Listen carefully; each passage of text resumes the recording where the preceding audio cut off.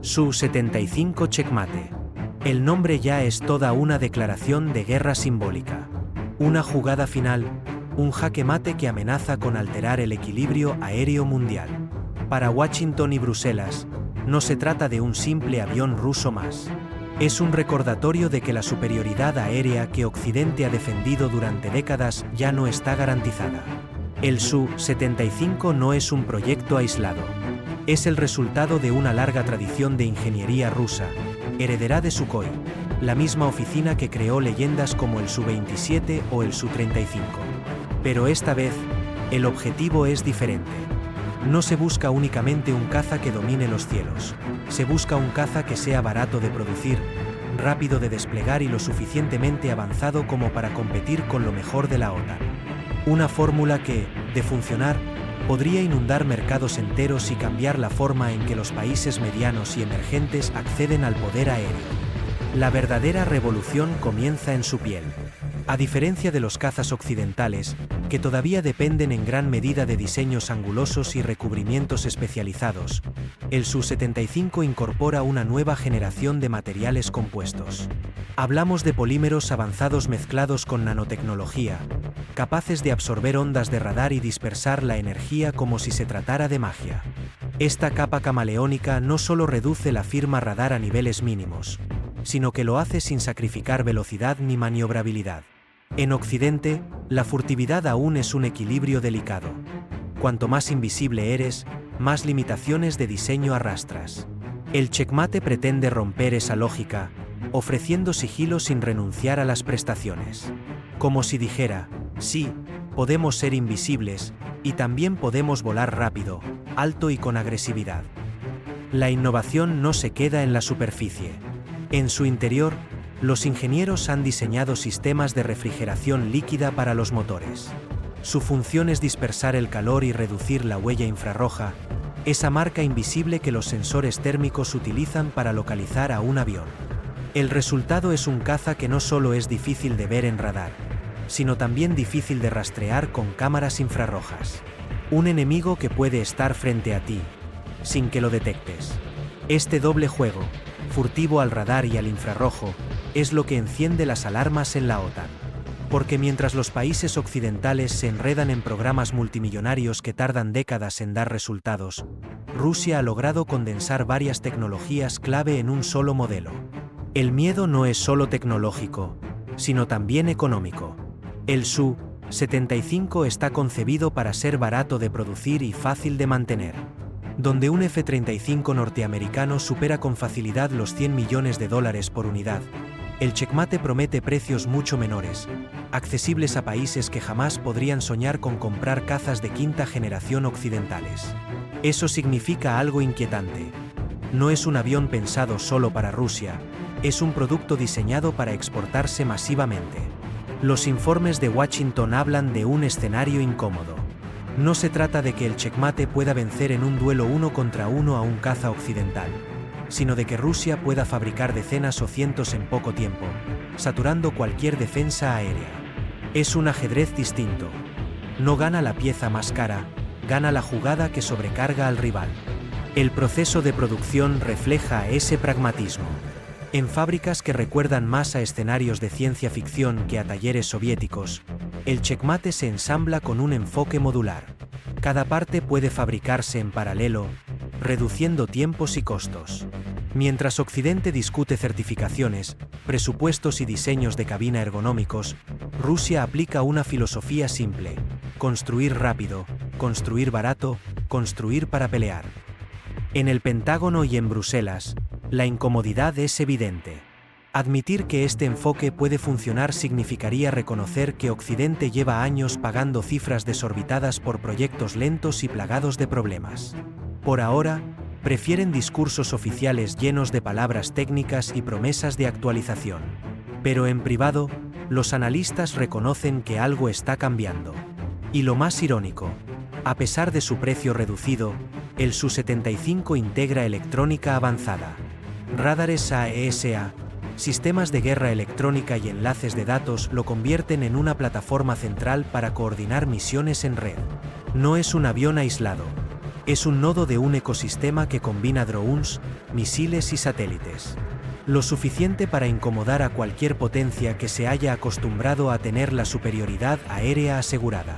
Con este proyecto, Rusia lanza un mensaje al mundo. No se trata solo de fabricar un caza, se trata de desafiar un sistema entero. El Su-75 es tecnología, pero también es estrategia. Y eso lo convierte en algo mucho más inquietante que un simple avión de combate.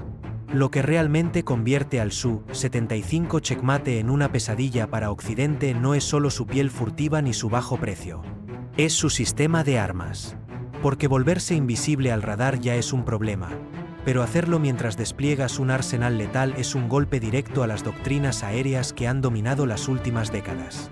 En los despachos militares de la OTAN circulan informes que hablan de la integración futura de armas láser en el checkmate. Puede sonar a ciencia ficción, como una escena de cine, pero no lo es.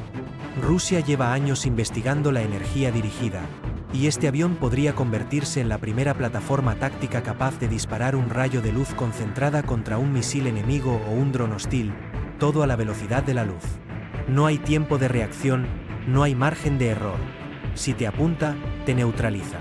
Y aunque no se sepa aún si estos sistemas estarán listos en producción, el simple rumor basta para generar ansiedad en los estados mayores occidentales. Pero no todo es futurista. El arsenal más convencional del Su-75 ya es motivo de alarma.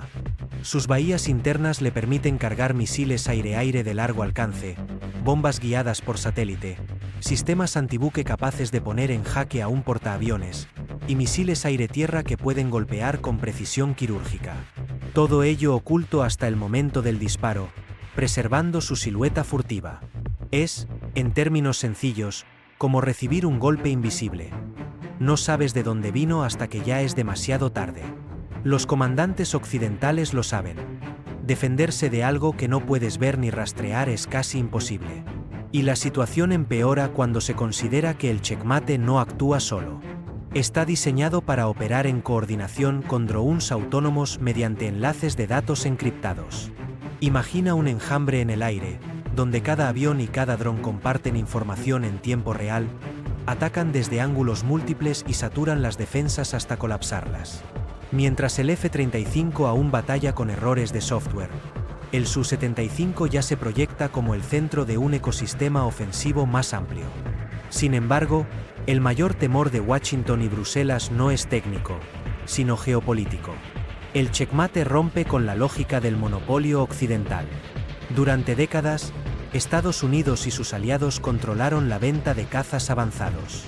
Quien quisiera un avión de quinta generación debía aceptar precios astronómicos, en muchos casos, condiciones políticas.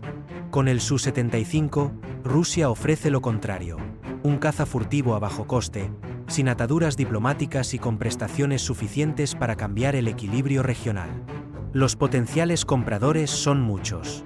Países de Oriente Medio que buscan independencia de Washington, potencias emergentes en Asia que no quieren quedar atrás, gobiernos de África y América Latina que nunca soñaron con acceder a este nivel tecnológico. Todos miran con interés un avión que cuesta menos, se entrega más rápido y promete un rendimiento comparable. Este punto es crítico. El Su-75 no tiene que ser perfecto. No necesita superar en cada parámetro al F-35 o al F-22. Solo necesita ser lo bastante bueno y estar en manos de muchos países.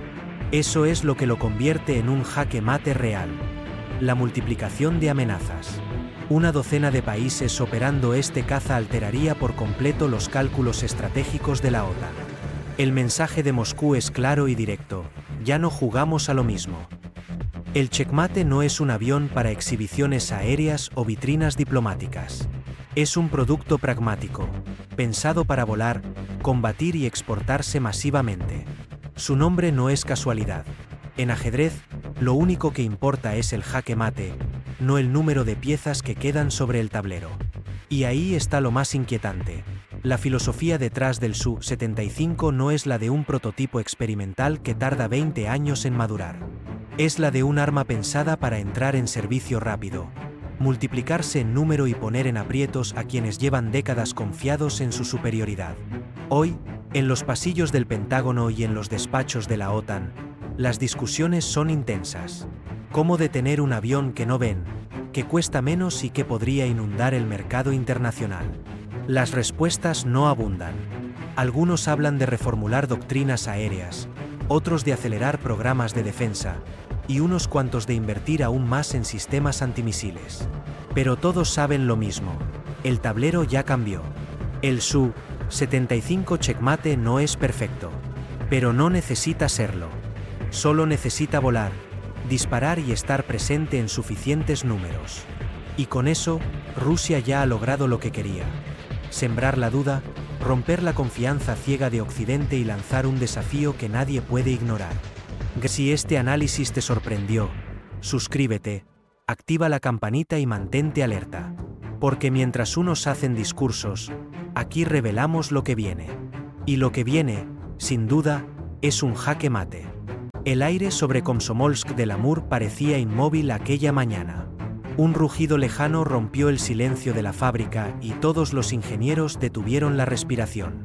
Lo que despegaba no era un Su-35 ni un MiG rehecho. Era algo distinto, una silueta nueva que cruzaba el cielo con la misma calma que una sombra. Así nacía el Su-57 Felón.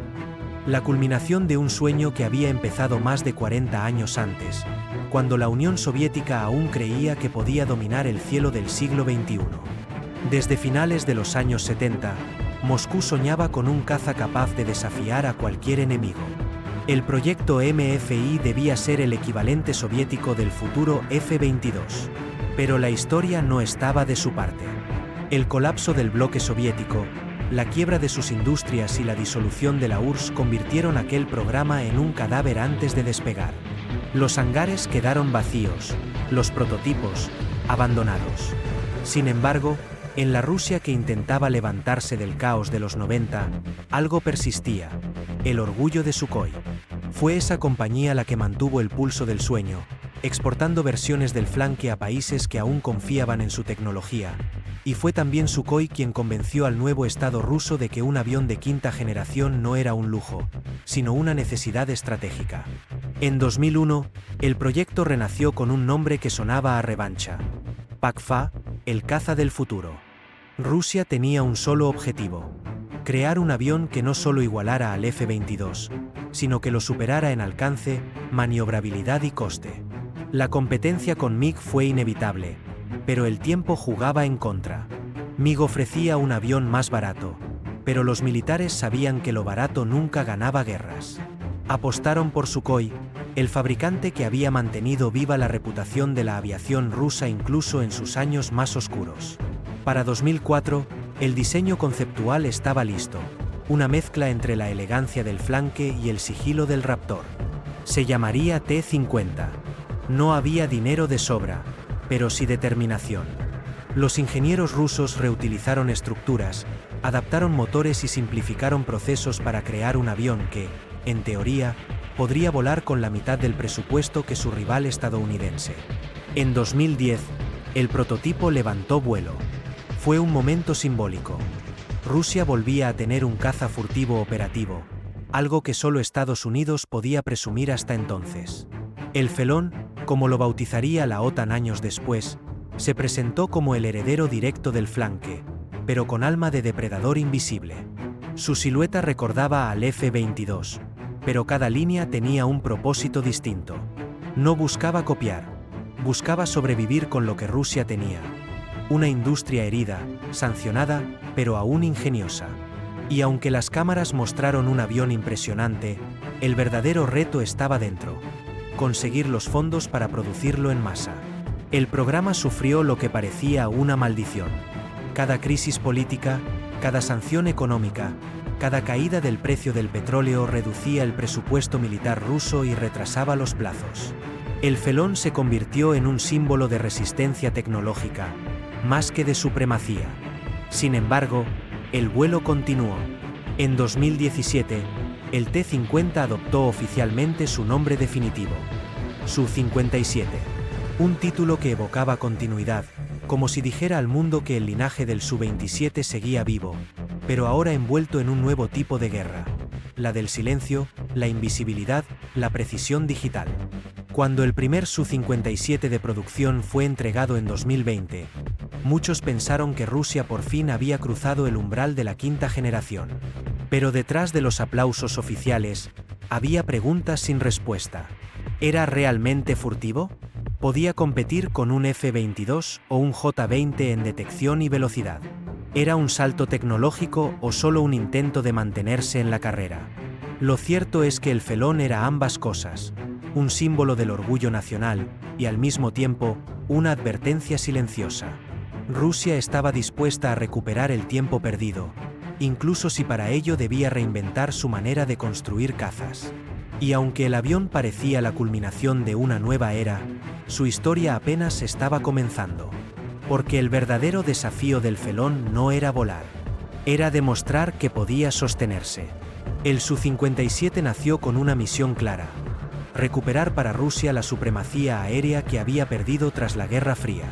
Pero entre el diseño ideal y la realidad siempre hay una turbulencia invisible. Los ingenieros sabían que un caza de quinta generación no se mide solo por su velocidad o su armamento. Se mide por lo que no se ve: su huella en el radar, la gestión del calor, la inteligencia de sus sensores. El sigilo, esa palabra que Occidente convirtió en religión, seguía siendo el mayor desafío. Y en Rusia, esa fe nunca fue absoluta. Muchos veteranos del diseño soviético lo consideraban una moda costosa, útil contra naciones débiles, pero no contra enemigos con radares de largo alcance. Lo importante no es esconderse, decían, sino golpear primero y resistir después. Esa filosofía marcó cada decisión del Felón. Su forma, afilada y elegante, fue esculpida con criterios de sigilo, pero sin sacrificar la agilidad que hizo legendario al flanque. Las alas, grandes y curvadas, los estabilizadores delanteros y los canards ocultos bajo los bordes móviles del ala le permitían ejecutar maniobras imposibles. En demostraciones aéreas, el Su-57 parecía bailar. Giraba sobre sí mismo con una gracia casi absurda, una coreografía de control vectorial que desafiaba la física. Los observadores occidentales reconocieron que, en vuelo cerrado, ningún avión podía igualar su capacidad de giro. Pero esa belleza escondía una fragilidad. El sigilo parcial del Felón dependía de recubrimientos absorbentes y paneles de fibra de vidrio diseñados para reducir la reflexión del radar, no para eliminarla. Rusia había optado por una solución pragmática. Suficiente sigilo para aproximarse, suficiente potencia para escapar. Sus motores eran el corazón del misterio. Los primeros prototipos volaban con turbinas AL 41, versiones mejoradas de los motores del Su-35. Potentes, pero viejos. El plan era reemplazarlos por los nuevos Saturnis del IL-30, capaces de ofrecer supercruceros sostenidos sin postcombustión y una relación empuje-peso superior al Raptor. Pero ese motor tardó años en llegar. El Felón nació, literalmente, con pulmones prestados. Aún así, su autonomía era impresionante. Más de 3.000 kilómetros sin repostar, casi el triple del F-22. Rusia no diseñaba para invadir continentes, diseñaba para defender su vasto territorio. El armamento del Su-57 mantenía la filosofía rusa de golpe decisivo. En su bahía interna podía alojar 6 misiles aire-aire de medio alcance, y otros tantos en puntos externos si la misión no requería sigilo. Los ingenieros le dieron versatilidad. Podría lanzar misiles antibuque, bombas guiadas y proyectiles hipersónicos ligeros. Pero su verdadero poder no estaba en la cantidad de misiles, sino en cómo veía el campo de batalla. A diferencia del Raptor, cuya visión se concentraba en un radar frontal, el Felón integraba sensores en los laterales del fuselaje, en el morro, en la cola y hasta en la parte superior. Su sistema Bielka combinaba radares AESA de banda X con detectores infrarrojos, ultravioletas y láseres direccionales. Esto le permitía observar el cielo en 360 grados y detectar misiles enemigos desde cualquier ángulo. Era, en teoría, una red de conciencia total. Pero la verdadera joya tecnológica estaba oculta. El sistema DIRCM, un conjunto de emisores láser capaces de cegar los sensores infrarrojos de los misiles que lo perseguían. No evadía, desactivaba. Era una forma distinta de defensa, más cercana a la ciencia ficción que a la ingeniería convencional. En el papel, el Felón combinaba lo mejor del pasado con lo más ambicioso del futuro.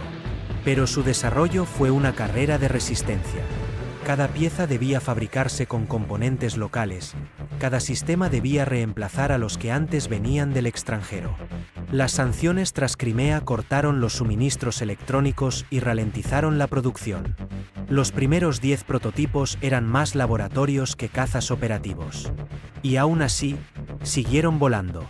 Rusia no podía darse el lujo de detener el proyecto. El Felón no era solo un avión, era una declaración política.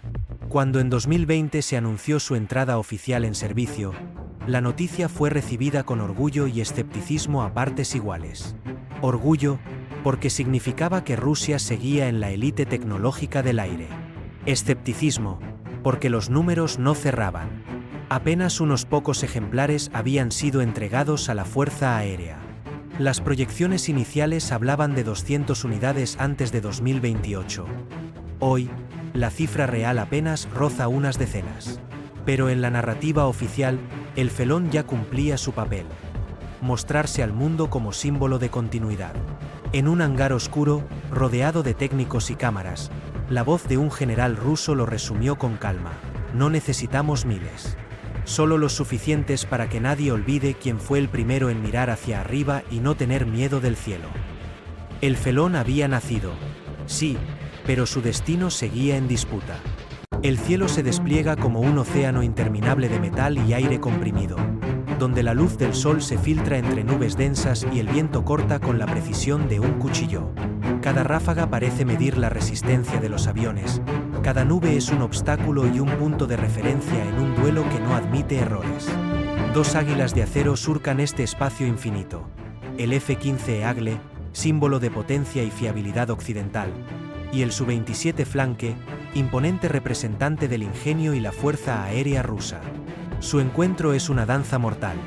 Cada giro, cada ascenso, cada descenso, es un cálculo preciso entre la vida y la derrota, un duelo donde la estrategia se mide en centésimas de segundo.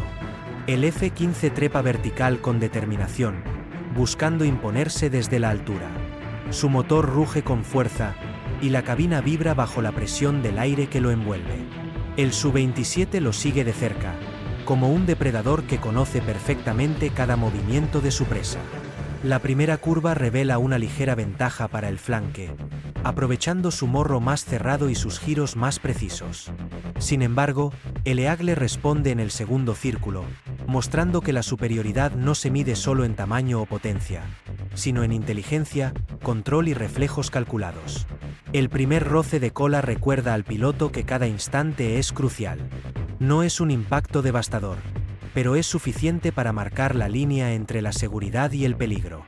Los sistemas del F-15 empiezan a vacilar. El radar titubea, el control de vuelo se vuelve errático, y el aire acondicionado cede ante la tensión.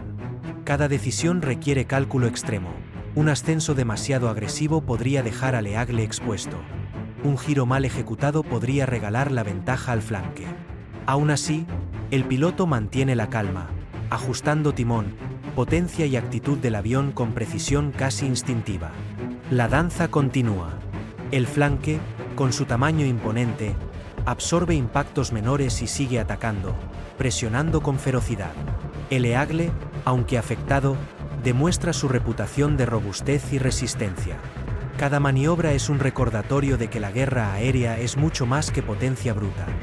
Es anticipación, estrategia, reflejos y temple. Cada ascenso, cada descenso, cada giro y cada cruce son un pulso entre máquinas y mente, un test de habilidad donde la paciencia y la agresividad se alternan en segundos que parecen eternos. El viento silba alrededor de las alas, los motores rugen como bestias salvajes y la cabina vibra bajo la presión del combate. La altura, la velocidad y el ángulo de ataque se combinan para crear un equilibrio frágil.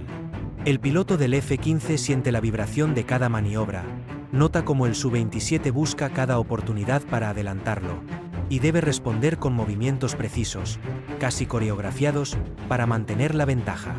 Cada instante es una prueba de resistencia física y mental. Cada decisión, una elección entre la vida y la derrota. El primer bloque del combate termina con ambos cazas manteniéndose en tensión máxima. El cielo es un lienzo donde la estrategia y la audacia se dibujan en estelas de vapor y fuego, donde el rugido de los motores marca el ritmo de un duelo que apenas comienza. La batalla está lejos de terminar, pero queda claro que ninguno de los dos cederá fácilmente. Cada piloto sabe que la próxima maniobra, cada giro y cada ascenso, podrían definir quién dominará el cielo en este duelo de águilas de acero. El combate se intensifica y el cielo se siente más compacto, casi opresivo, como si cada nube, cada ráfaga de viento, conspirara para hacer más dramática la batalla. El Su-27 despliega toda su agresividad, aprovechando su morro más cerrado y su capacidad para giros más cerrados, obligando al F-15 a maniobrar con precisión absoluta. Cada movimiento es calculado al milímetro. Un giro demasiado amplio, un ascenso demasiado rápido, cualquier error podría significar quedar expuesto al disparo del adversario. El Eagle debe reducir su perfil al mínimo para convertirse en un blanco más pequeño, esquivando, subiendo y bajando sin descanso. Un momento crítico se produce cuando el F-15 comienza a mostrar signos de desgaste. Uno de sus motores pierde RPM momentáneamente, el radar falla y el sistema ACS titubea. La cabina vibra bajo la presión y el piloto siente el pulso de la aeronave como si fuera propio. Cada maniobra requiere concentración máxima. Cada segundo es vital. El flanque, percibiendo la vulnerabilidad, incrementa la presión, acercándose, cruzando su morro, buscando la mínima apertura que le permita tomar la ventaja. Sin embargo, el Eagle, incluso con sus sistemas intermitentes, responde con una precisión casi instintiva, ajustando potencia, timón y ángulo de ataque para mantener la lucha viva. La batalla se convierte en un combate circular, un intercambio vertiginoso donde la ventaja cambia de lado en cuestión de segundos. El rugido de los motores resuena como tambores de guerra mientras ambos cazas giran, ascienden y descienden, dejando estelas de vapor que se entrelazan en el cielo. Cada maniobra es un juego de reflejos y estrategia. El flanque busca colocarse detrás del Eagle, pero este anticipa cada movimiento y neutraliza los intentos, forzando al Su-27 a maniobras cada vez más arriesgadas. La tensión es máxima. La sensación de que cualquier segundo puede cambiar el destino de ambos aviones se hace palpable. En medio de este intercambio incesante, cada piloto comienza a leer los movimientos del otro como un ajedrez en 3 dimensiones. El flanque se mueve agresivamente, pero el F-15 responde con paciencia calculada, usando su potencia y maniobrabilidad para bloquear los ataques y buscar aperturas. Cada ascenso vertical, cada giro cerrado, cada cruce de morros es un enfrentamiento entre audacia y control. La presión física y mental es abrumadora. La fuerza G en los giros, la vibración del avión, el ruido del motor y el viento cortante se combinan en un escenario donde la concentración absoluta es la única opción. Y aún así, ninguno cede. La batalla es un equilibrio continuo entre ofensiva y defensa, agresividad y paciencia, donde cada error se paga con segundos que pueden significar la derrota. Cada centímetro de espacio aéreo se aprovecha al máximo. Cada maniobra es decisiva. La sensación de riesgo es constante. Un giro mal calculado podría colocar al F-15 a merced del flanque. Un ascenso demasiado lento podría ceder ventaja a la máquina rusa. El piloto del Eagle debe mantener la calma, ajustando cada movimiento, anticipando la agresividad del flanque y usando la resistencia y potencia de su avión para sobrevivir y buscar el momento de contraatacar. Mientras los cazas giran en círculos, ascendiendo y descendiendo sin cesar, el cielo se convierte en un lienzo de tensión palpable. Las estelas de vapor dibujan la coreografía de un duelo que no admite errores, donde cada maniobra es un capítulo en una historia de velocidad, estrategia y supervivencia. La batalla circular alcanza su punto máximo, y queda claro que la ventaja puede cambiar en un instante, que la superioridad es efímera y que la combinación de habilidad, reflejos y audacia es lo único que decide quién domina en el aire. El enfrentamiento final alcanza su punto culminante. El F-15, utilizando toda su potencia y maniobrabilidad, logra superar al Su-27 en vertical, cruzando su morro sobre el adversario y tomando la posición dominante. El flanque, presionado y sin margen de maniobra, intenta reaccionar, pero cada ascenso y giro es neutralizado. La maniobra conocida como la hoja invertida encuentra su objetivo, y el piloto del Su-27 se ve obligado a eyectarse. El cielo, que hasta entonces vibraba con intensidad, queda finalmente en calma. El Eagle se eleva, intacto pero marcado por la batalla, mientras el flanque se aleja como recordatorio de su potencia y resistencia. Cada minuto de este duelo ha demostrado lo rápido que puede cambiar la ventaja, como la superioridad es efímera y como la combinación perfecta de habilidad y máquina define quién domina en las alturas. Y mientras el sol desciende sobre las nubes, queda la pregunta: en un duelo donde la estrategia, la fuerza y la audacia se entrelazan, ¿quién realmente domina? La guerra aérea no ofrece respuestas simples, solo momentos grabados en el cielo que permanecen como testigos de valentía, precisión y control absoluto. En 1997, sobre los cielos de Rusia, despegó un avión que parecía desafiar la lógica. Sus alas estaban al revés. Aquella forma, imposible a simple vista, hizo que muchos pensaran que se trataba de un experimento fallido. Pero lo que volaba sobre los campos rusos era una promesa: la idea de que el futuro de la aviación podía ir contra todas las reglas conocidas. Su nombre era Su-47 Berkut, y su historia comienza mucho antes de que el prototipo tocara el aire. Durante los años 80, la Unión Soviética soñaba con dominar no solo el cielo, sino también el mar. La Armada quería un nuevo caza que pudiera operar desde portaaviones, defender las costas y enfrentarse de igual a igual a los aviones estadounidenses. Así nació el proyecto S-22, rebautizado como Su-27KM para despistar a Occidente. Suoi lo diseñó con un objetivo claro: crear un avión de quinta generación antes de que los estadounidenses presentaran el suyo. Pero el contexto cambió. La Unión Soviética se derrumbó, el dinero desapareció y los grandes sueños se quedaron en los tableros de diseño. Aquella versión naval del Su-27 no llegó a construirse, pero dejó algo mucho más valioso: una idea que la oficina de Suoi se negó a abandonar. Mientras el país se desmoronaba, sus ingenieros guardaron en silencio el concepto que más los fascinaba: un avión con alas en flecha hacia adelante. Era un diseño que parecía una contradicción aerodinámica. Los primeros en intentarlo habían sido los ingenieros alemanes durante la Segunda Guerra Mundial con el Junkers Ju-287, un bombardero experimental que prometía velocidades asombrosas. En 1944, cuando el proyecto fue presentado, el Reich ya agonizaba, pero su tecnología, como tantas veces, dejaría semillas que germinarían décadas después. El problema de aquellas alas era simple y devastador: se retorcían. A altas velocidades, la presión del aire hacía que las puntas se curvaran hacia arriba, poniendo en riesgo la estructura completa. En los años 40, sin materiales compuestos ni fibra de carbono, aquel concepto estaba condenado al fracaso. Pero la idea persistió, viajando de Alemania a Estados Unidos y luego a la Unión Soviética. Porque en la historia de la aviación, ninguna idea realmente muere, solo espera el momento en que la tecnología la alcance. Ese momento llegó en 1984, al otro lado del océano. La empresa Grumman, junto con la NASA y la Fuerza Aérea Estadounidense, desarrolló el octubre del 29, un pequeño avión experimental que por primera vez demostró que las alas en flecha hacia adelante podían funcionar gracias a materiales compuestos ultraligeros. Los rusos lo observaron con atención. No era solo curiosidad, era un desafío. Y cuando el rival histórico da un paso adelante, el orgullo nacional no permite quedarse quieto. Mientras tanto, en Moscú, los planificadores militares lanzaban dos ambiciosos programas: el MFI, caza multifunción pesado, y el LFI, caza ligero. El objetivo era crear una nueva generación de aviones soviéticos capaces de rivalizar con los programas estadounidenses ATF y JSF. En ese contexto, el MiG Bureau ganó el contrato para desarrollar el prototipo del MFI, conocido más tarde como MiG-1 y 44. Para muchos, la batalla parecía decidida.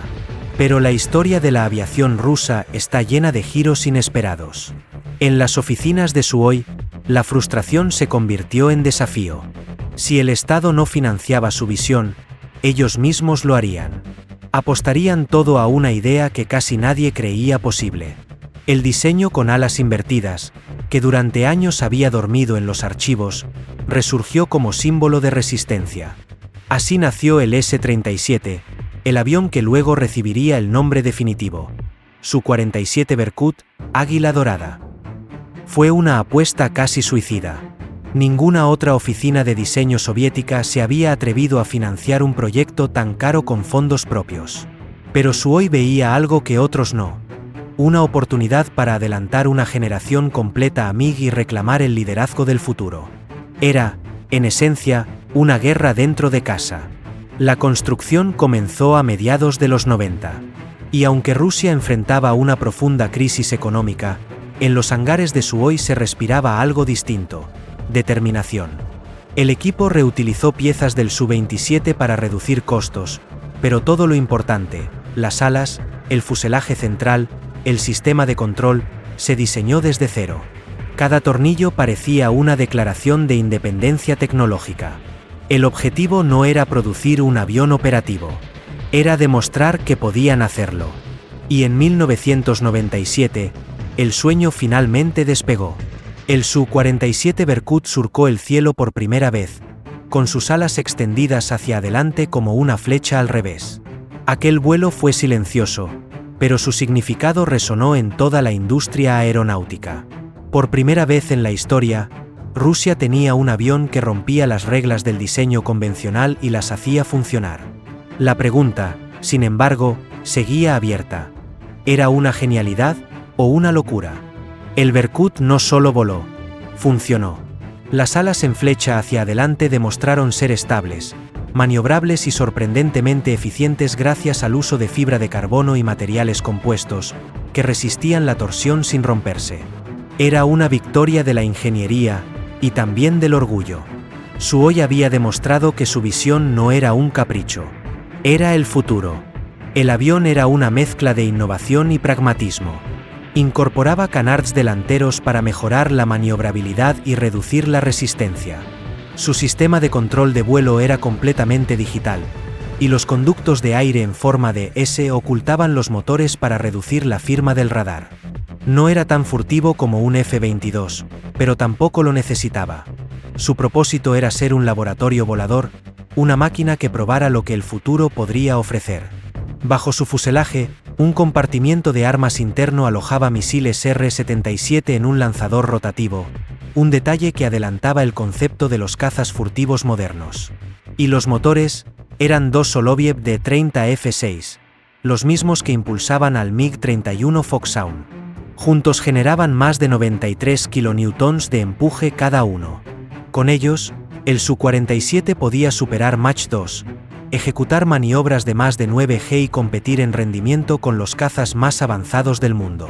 Aún así, detrás de cada vuelo había un límite silencioso: el presupuesto. Rusia de los 90 apenas sobrevivía a su crisis económica. Cada prueba era un acto de fe. Las alas, aunque revolucionarias, sufrían vibraciones extremas a altas velocidades. Los ingenieros sabían que habían llegado al límite de lo posible con los materiales disponibles. Aún así, entre 1997 y 2002, el Su-47 acumuló más de 150 vuelos de prueba. Sirvió como banco experimental para nuevas tecnologías: aviónica, radares, sistemas de guerra electrónica, control por vector de empuje. Cada vuelo era un paso más hacia el futuro que Sukhoi había prometido. En 2001 el proyecto cambió de nombre. Dejó atrás la denominación S-37 y adoptó su título definitivo: Su-47 Berkut. Y aunque nunca se fabricó en serie, su influencia se propagó en silencio. El programa rival, el MiG-144, se canceló poco después. Los programas MFI y LFI se disolvieron, y el gobierno ruso apostó por una nueva iniciativa: el PAK-FA, que más tarde daría origen al Su-57 Felon, el primer caza furtivo ruso operativo. El Berkut había cumplido su propósito.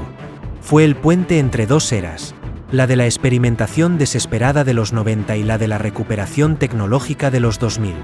Sus innovaciones, el uso de materiales compuestos, los sistemas de control avanzados, la integración de sensores y cabinas digitales, se trasladaron directamente al diseño del Su-57. En otras palabras, el Berkut nunca perdió. Simplemente se transformó. En 2009, el Su-47 volvió a mostrarse al público.